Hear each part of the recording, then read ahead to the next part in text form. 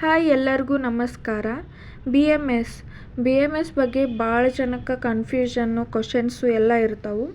ಅದರೊಳಗೆ ಏನಪ್ಪ major question ಅಂದ್ರೆ ಸಂಸ್ಕೃತ ಸಬ್ಜೆಕ್ಟ್ ಇರುತ್ತಾ ಅಂತ.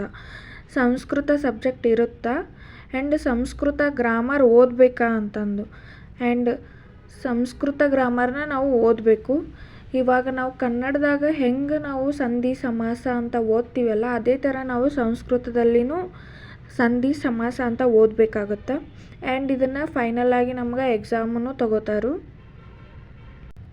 ನಮಗೆ ಹಿಂದಿ ಬರಾಕತ್ತಿದ್ರೆ ಸಂಸ್ಕೃತ ಆರಾಮಾಗಿ ನಾವು ಓದ್ಬೋದು.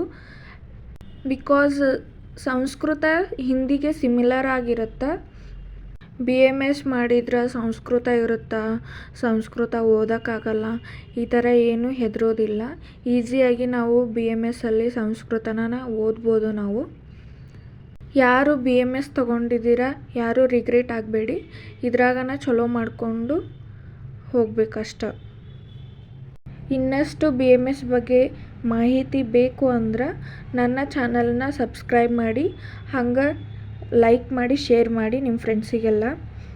ಕಮೆಂಟ್ ಮಾಡಿನೂ ಹೇಳಿ ಯಾವ ಥರ ವಿಡಿಯೋ ಬೇಕು, ಯಾವುದು ಇನ್ಫಾರ್ಮೇಷನ್ ಬೇಕು ಅಂತಂದು ನಾನು ಅದ್ರ ಬಗ್ಗೆ ವಿಡಿಯೋ ಮಾಡಿ ಹಾಕ್ತೀನಿ. Thanks for watching.